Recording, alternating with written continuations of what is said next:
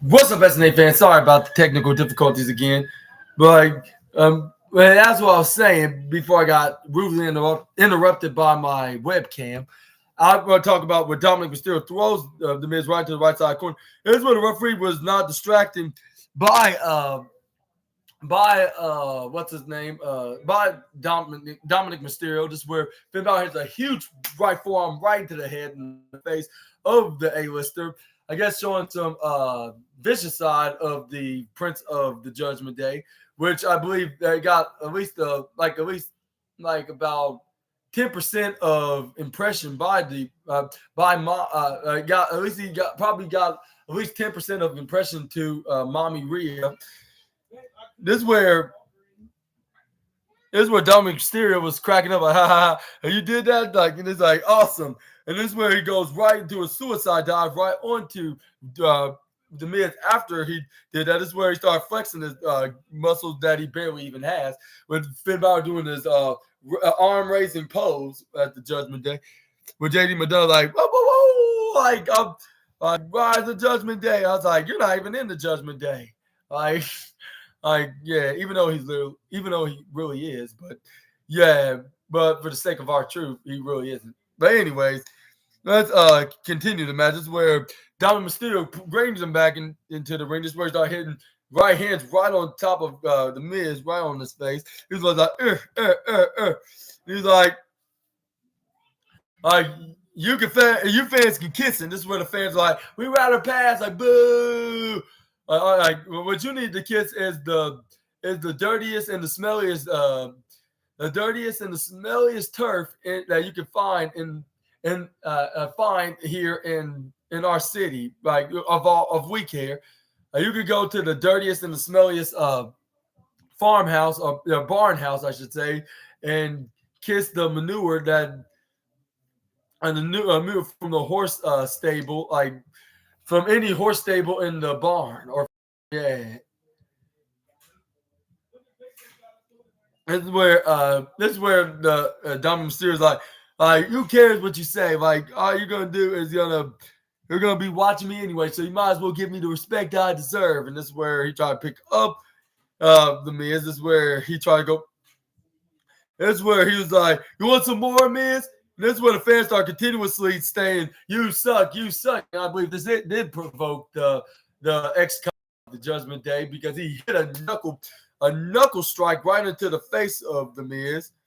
This is where the Miz started trying to stumble back up, but that's where he was stumbling right on the side like if it was about to fall down. This is where Dominic hits another big right hand right into the face of the Miz and start repeatedly hitting onto the A-lister. This where you have nothing, like you're just nothing but a coward, Miz. This is where the Miz is like, oh, you call a coward. This is where he hits a big left hand right onto the head. This is where he Irish whip him right to the top corner of ropes. This is where he hits a knee right to the midsection. This is where he was like, come on, get up. And this is where he hits him in the bottom. This is where you put him in the bottom right corner. This is where he hits a running clothesline right onto Dominic Mysterio. This is where JD McDonough tried to do a slick maneuver onto the Miz. This is where the Miz was like, stay in your lane, Jack. And this is where he gets kicked right into the torso by Dominic Mysterio, or Tom and Nick. Then they hit a double twin drop kick right onto the Miz, right onto the torso, he landed onto the outside in the right corner ringside area, right onto the concrete floor, of course. This is where Dirty Dominic was right onto the lower right corner. This is where he was flexing his muscles. Like I said, he barely has. This is where he.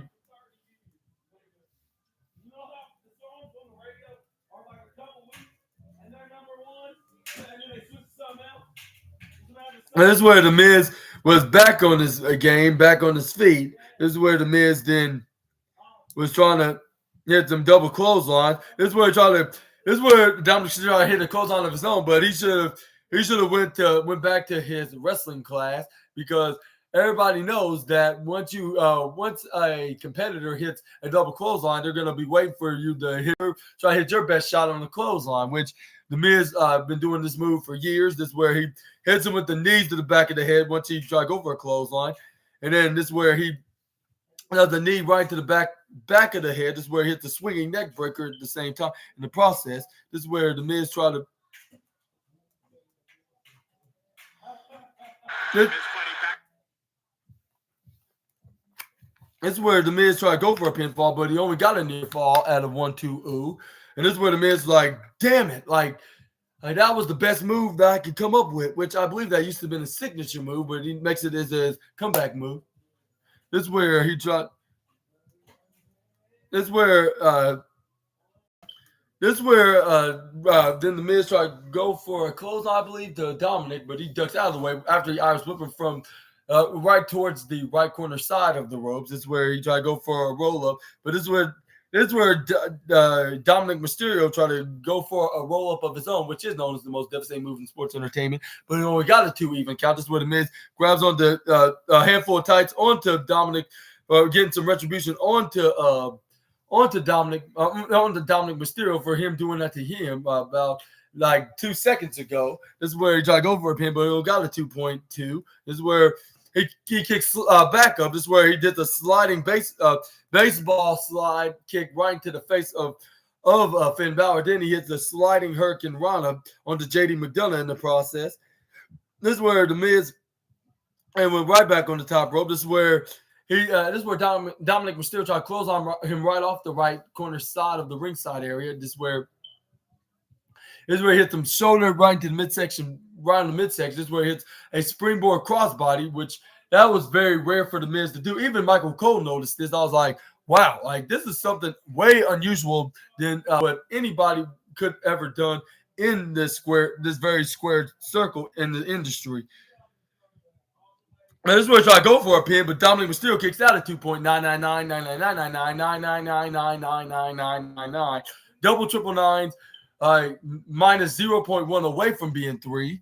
This is where the Miz is like, man, like what else I can do in order to defeat this little spoiled little brat. And this is where he started hitting his former protege's maneuver, which he should have been the protege of, which was the yes kicks, or should he call it the I'll say the hype kicks, I guess, because everybody was getting absolutely hyped from this kick.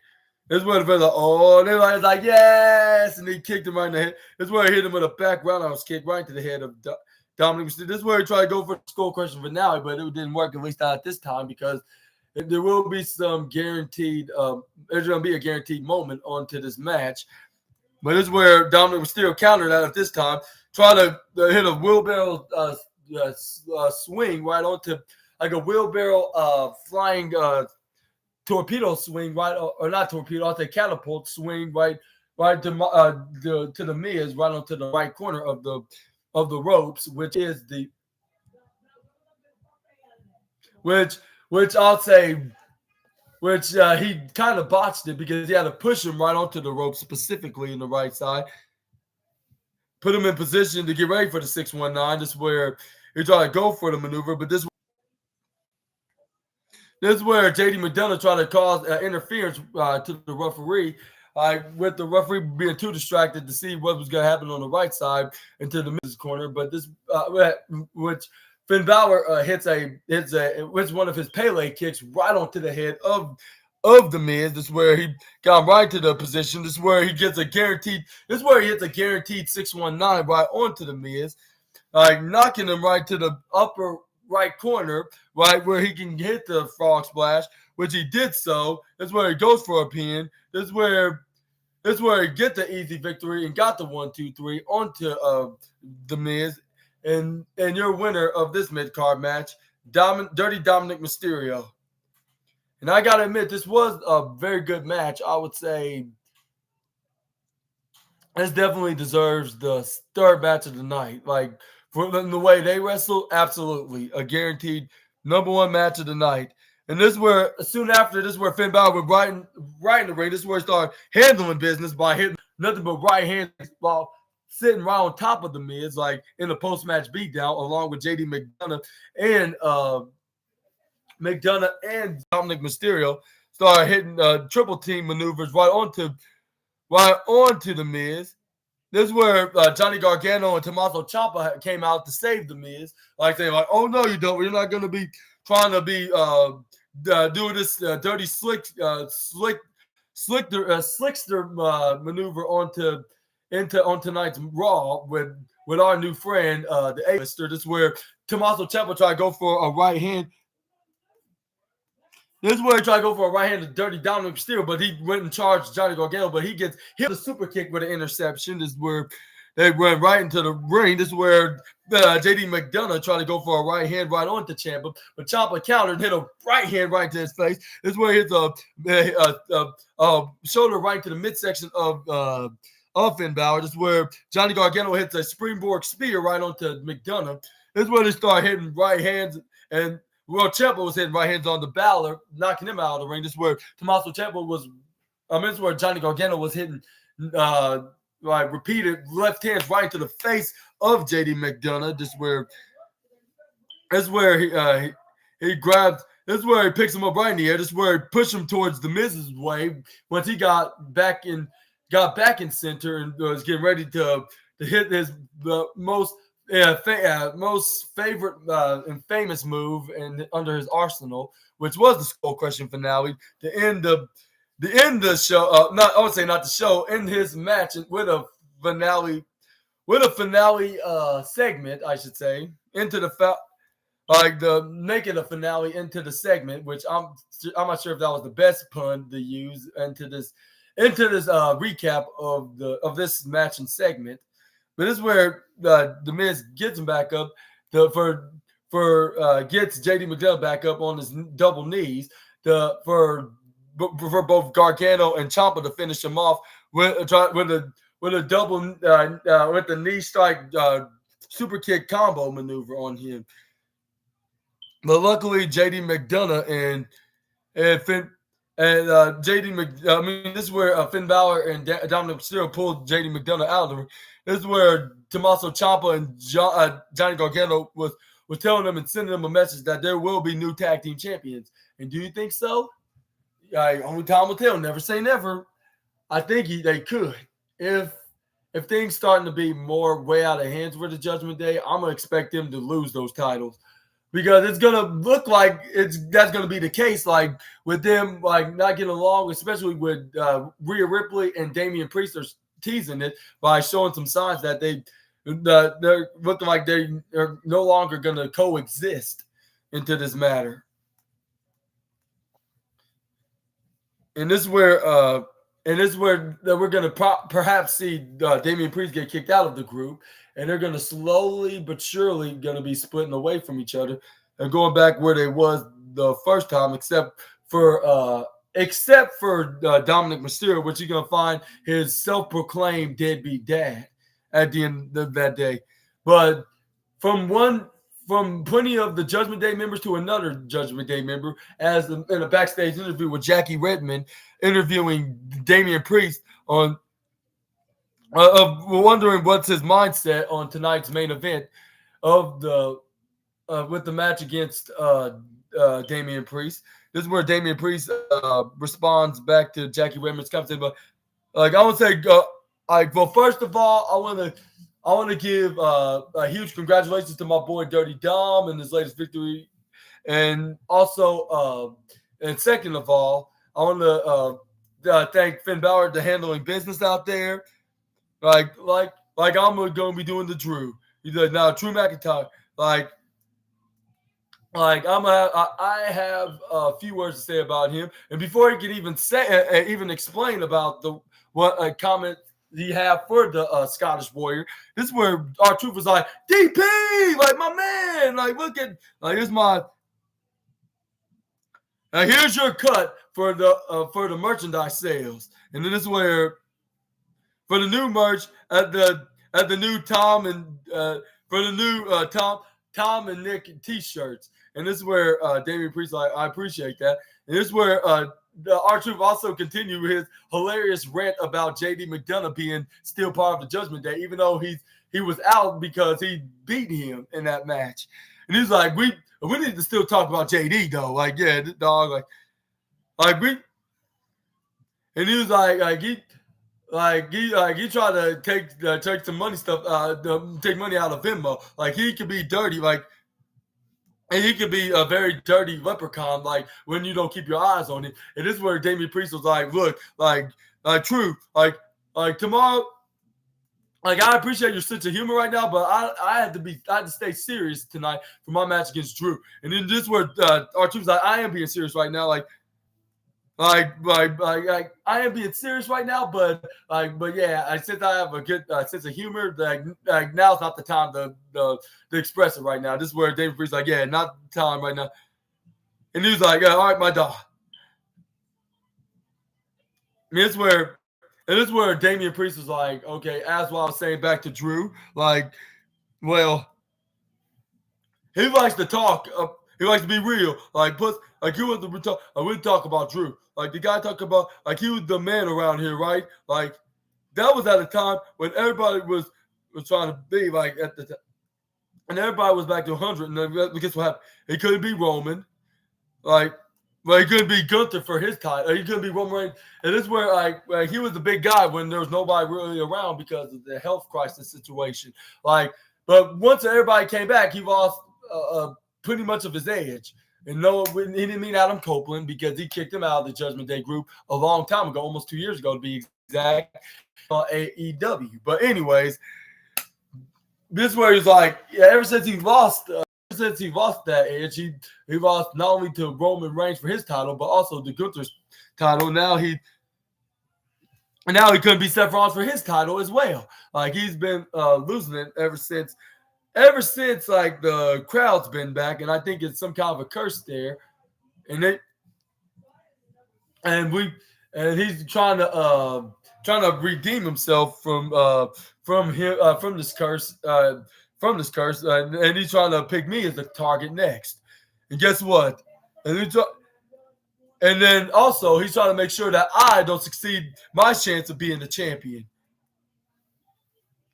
And he's like, and the short that is one way or another, whether if that being cashing in the briefcase or winning the Royal Rumble and winning a world title, that I'm gonna headline WrestleMania and I will be champion at the end of that night. Something that Drew wishes to be, that he never been for the past 3 years. And as the dream goes is tonight, he started smiling, smirking, like, and he was like, he will see his punishment by the Punisher. And this is where he walks out of there. This is where Jackie Redmond was like, okay, or whatever that means. And I was like, I don't think that'll be the case because he's not been looking all hot with the Judgment Day as of late. And I wouldn't be surprised if maybe just maybe, that he just be the one to lose tonight. Just a prediction in my opinion. Like, it's not an accurate opinion. Just it's just a little it's just on my opinion. Like it's not like it's an accurate one, like which it might be, but it's only if we see it on tonight's Raw. But we're gonna see who's gonna walk out there and who's gonna exactly be the victor of gaining some kind of momentum for this Royal Rumble. And is Drew McIntyre gonna tie those top 9 names that have won the Royal Rumble in the past, like a Shawn Michaels, a Brock Lesnar, a John Cena, a Batista, a Triple H, Hulk Hogan? Only time will tell.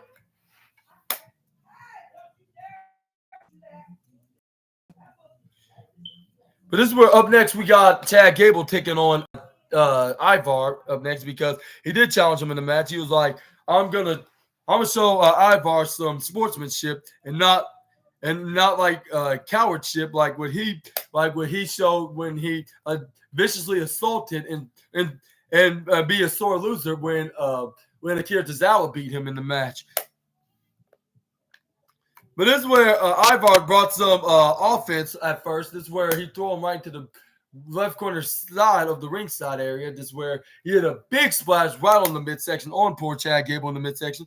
This is where he throws him right back in the ring.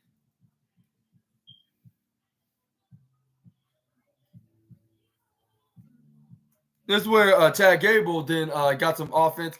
Got some before before he brought him back in the ring, this is where he hits a big crossbody right on a basement crossbody, I should say, which is the ultimate comeback move in 2023, which it's kind of like a common, I would say not common, I think we're just starting to be more common to that in 2024, being the ultimate comeback move, which I'll say maybe 40% of the time. But anyways, but this is where they got up on the top rope. This is where Chad Gable played a game of defense. This is where he tried to go for the exploder suplex right on the Ivar, landing him back first right onto the canvas. This is where Ivar ran right onto the outside. This is where Ivar to try to go for a roundhouse kick, attic backwards roundhouse kick, but Chad Gable ducks out of the way. This is where he hits the back of his calf first right into the steel ring post, which was unforgiving. Even though it didn't hurt it too hard, but I believe he probably hurt it real hard. Like even though it didn't sound like it, it probably was a silent but deadly hit that he and shooting agonizing pain that he's ever experienced in his wrestling career overall. But this is where Chad Gable throws him back in the ring, trying to take advantage of continuing to do more damages onto Ivar. But Ivar caught Chad Gable into a Tiger Driver powerbomb. And this is where Chad Gable kicks out of 2.999. And this is where Ivar was like, damn it. And then this is where he got him right into a. And this is where Ivar then picked up Chad Gable. This is where he tried to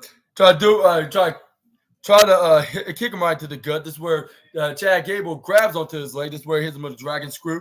This is where he tried to go for a leg scissoring toss, which Ivar tried to go for an electric chair slam. But this is where Chad Gable flips out of it, rolls him up into a wheelbarrow like pinfall, which is known as one of the moves that's the most devastating move in all the sports entertainment, that's the surprise roll up. But this is where Ivar kicks out of it. This is where Chad Gable turned into the ankle lock. This is where Ivar's like, no, I will not surrender. I will not surrender. Even though he was bending it like in a zigzagging sideways position. This is where Ivar's like, no, I'm still not going to give up. This is where Ivar then flips him out of and throws him right to the upper right corner, splashes around on top of him. This is where he's trying to go for a big leg drop right onto Chad Gable, right on the second rope, trying to go for a pin, which he knew he had him, but if Chad Gable then got his legs up and his shoulders at 2.999, double, triple nine, minus 0.1 away from being 3. And it is where Ivar was like, you got to be kidding me. How in the hell did he kick out of such a maneuver like that? And this is where Ivar didn't get ready to go for a clothesline. Right onto.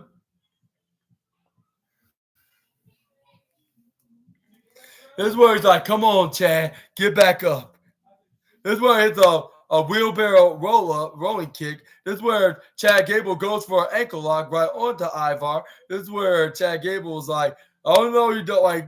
This is where he's like, I got you right where I want you. This is where he did. That was the case. This is where Ivar was like, no, I need to tap out, but I'm not trying to. Like, I'm risking and jeopardizing my chance of defeating you, which I'm not sure what will be the cost of. What would be the cost of beating the former Olympian? Like, I don't see no point of making it a big deal. But anyway, this is where he grabs on the ropes. This is where Chad Gable's like, damn it. Like, I was so close. And this is where Chad Gable gets back up, trying to regain his strength. This is where Chad Gable tries to pick up Ivar, but he hits him with a sit-out spine buster right on the Chad Gable. This is where Gable managed to still able to kick out. This is where Ivar then went up, try to go up right on the top rope, try to go for the his finishing move, that big moonsault right off the top. And this is where Ivar tried to go for the top rope, but this is where I believe Chad Gable moved out of the way right on time. And this is where he tried to go for a rolling German suplex, which he did. So I was like, oh my God, like, did he literally did that to Ivar? Which, I mean, I've seen him pick up Braun Strowman before, so it's not that much of a shock, but it's still a shocking for the fact that he weighs like over 300 pounds. I mean, he's been picking up Otis, which he weighs over 300 pounds, 330 to be the exact. Like, on to Otis. So yeah, it showed it, and he proved that he can do it, which he only believed in himself. And I think Chad Gable will dethrone Gunther, but I would think, maybe it will be at WrestleMania, which I was mistaken. I thought it was going to be the end since he surpassed the Honky Tonk Man's long record.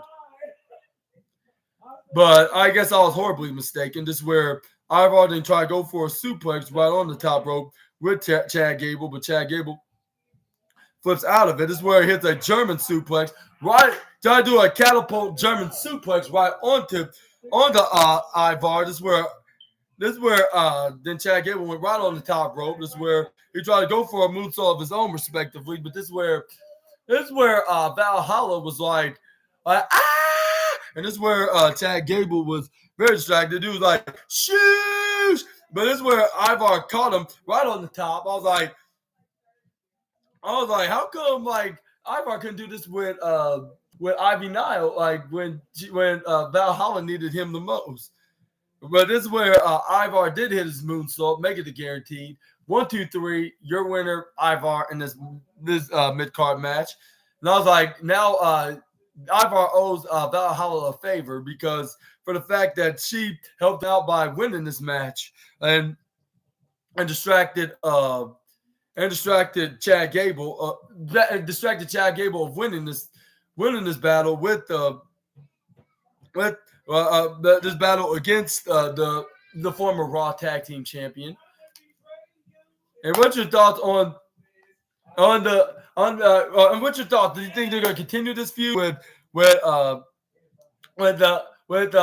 half of the Viking Raiders, Viking Raider star, like until his best friend or brother comes back, and we could do a full proper feud with the Alpha Academy against the Viking Raiders, and maybe even the Creed brothers against the Vikings in the Dream Tag Team match, a WWE Dream Tag Team match, of course. But yeah, let me know y'all's thoughts in the comments down below. Well, your winner of tonight's match is Ivar on this bout. But this is where we got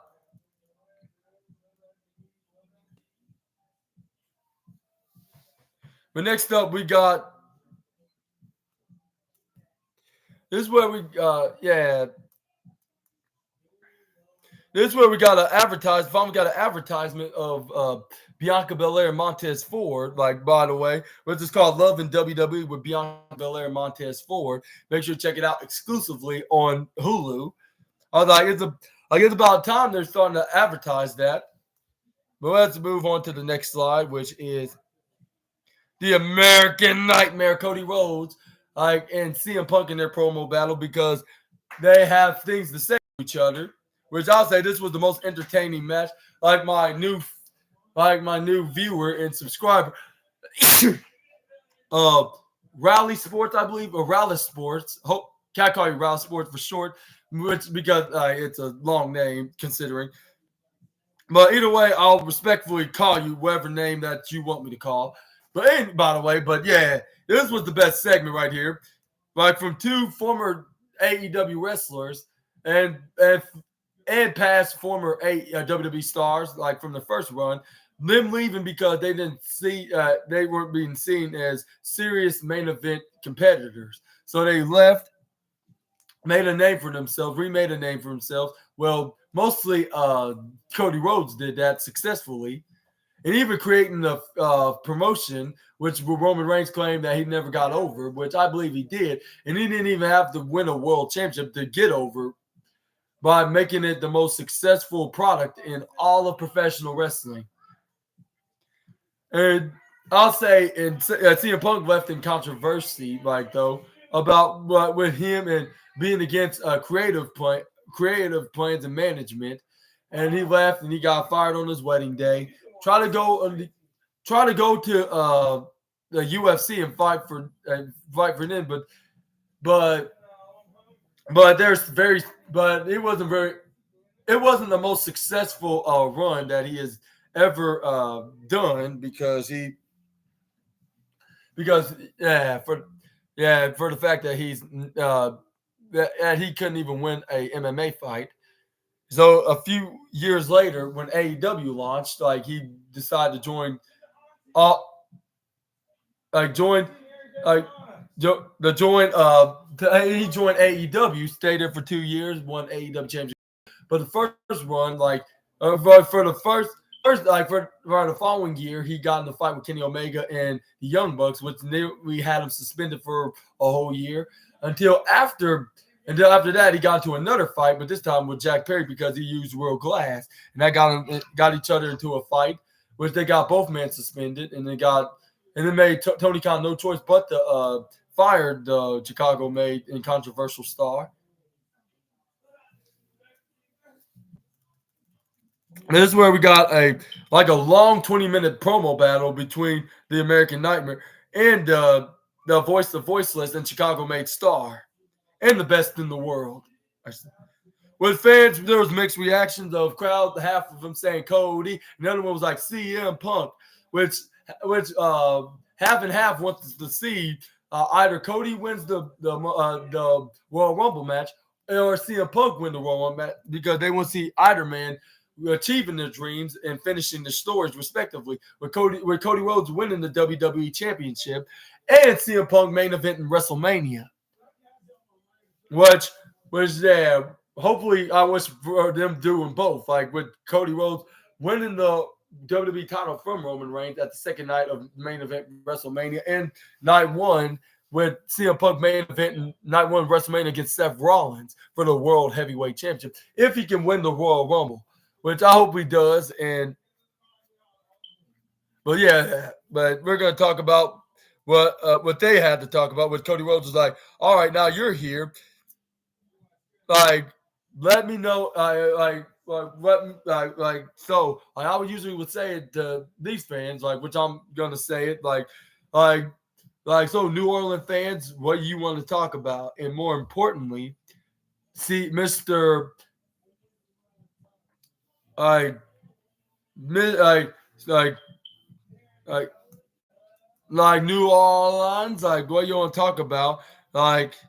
Fans are like, yay! And this is where Cody Rhodes went up to face, like I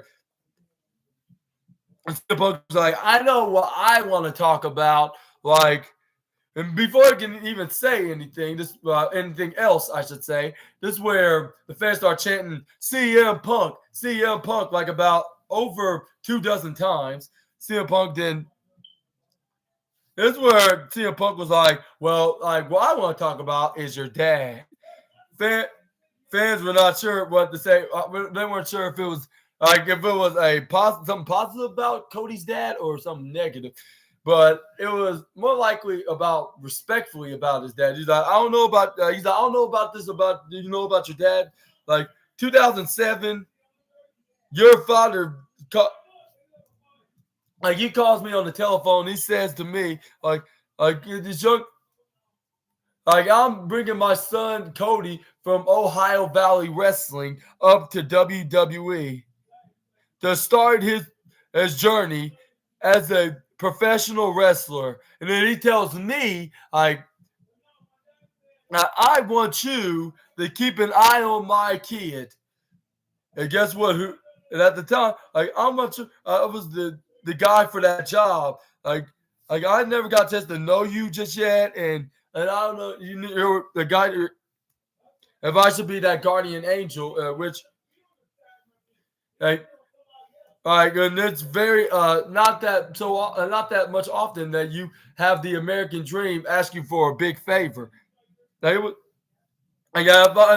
then if you ask me in response, I would say yes.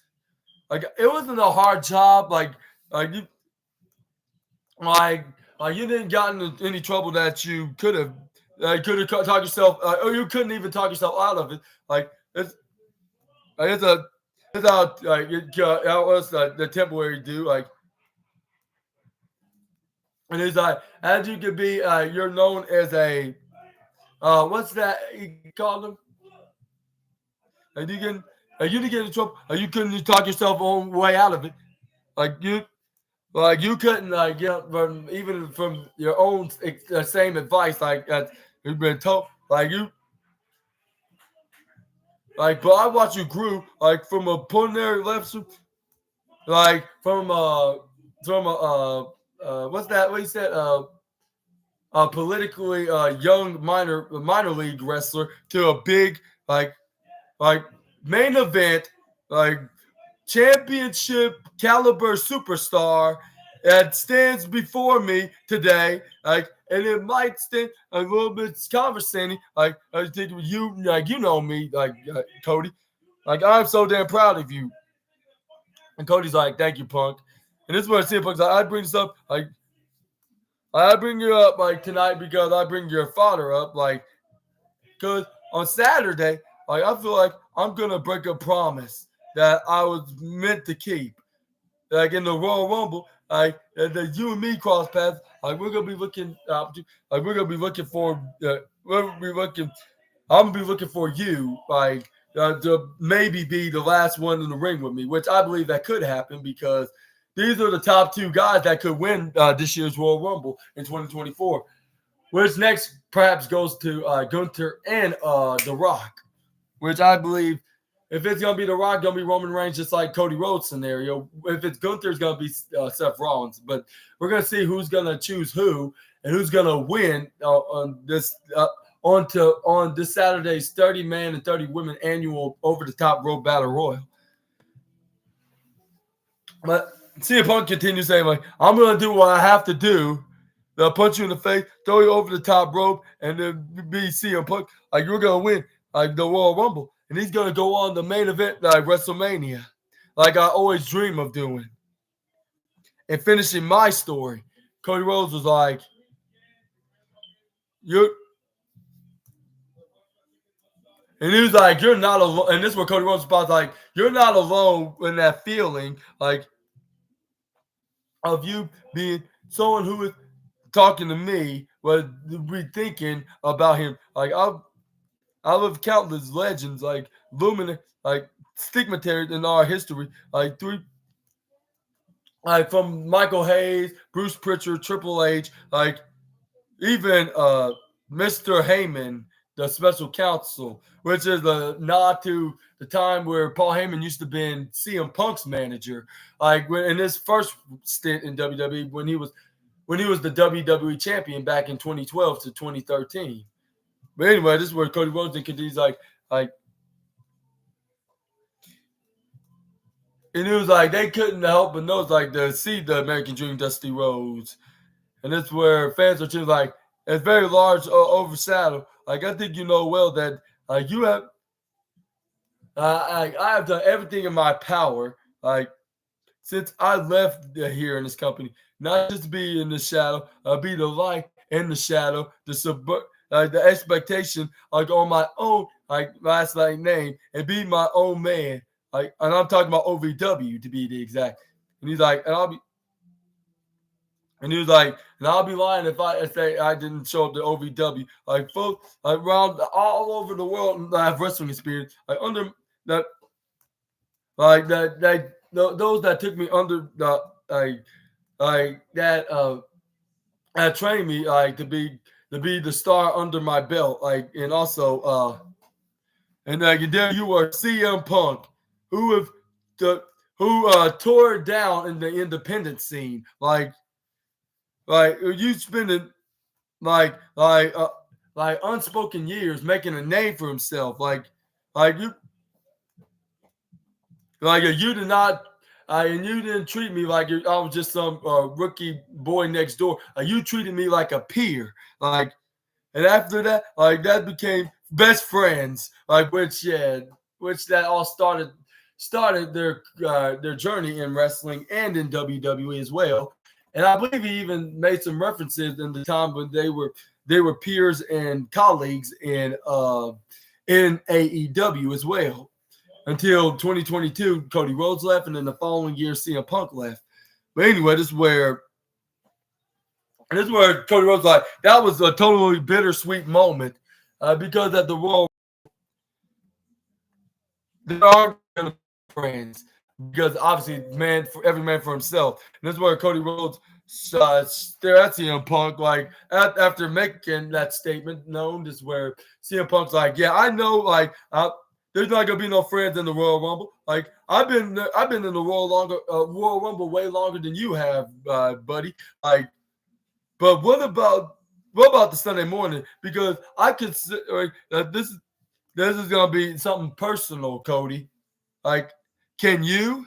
Because I wasn't born in this business. You were very much were. You grew up in the wrestling business. Personal to you, like, is this business like you were the son of the most legendary professional wrestler in all of times, like the greatest professional wrestlers, which is now taken off in the ban list of words to say because a couple years ago Vince McMahon put this on the ban list of not saying professional wrestlers, which now you could say professional wrestler along with sports entertainers, which you can rarely hear.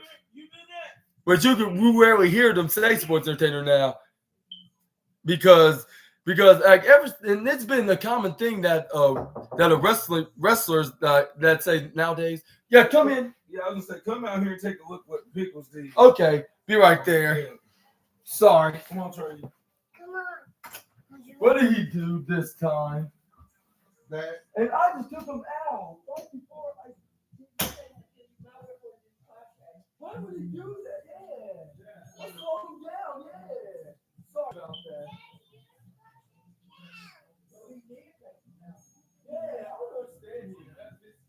Me too. Yeah, it's a fool.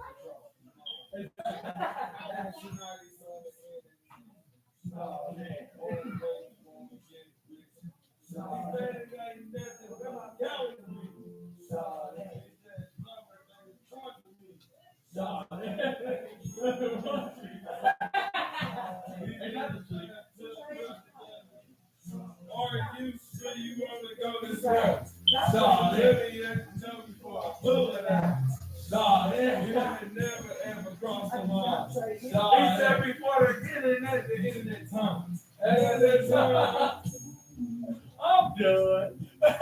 I'll be right back.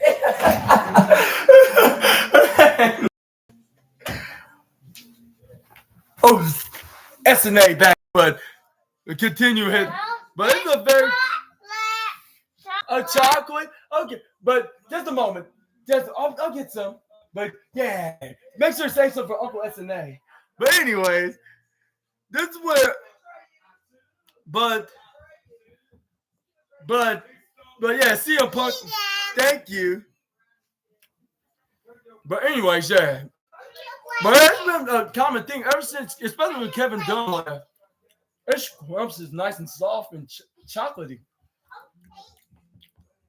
If you ever meet my mother, please try out her desserts. They're very good. She's about to be a pastry chef in the beginning in this coming spring or summer.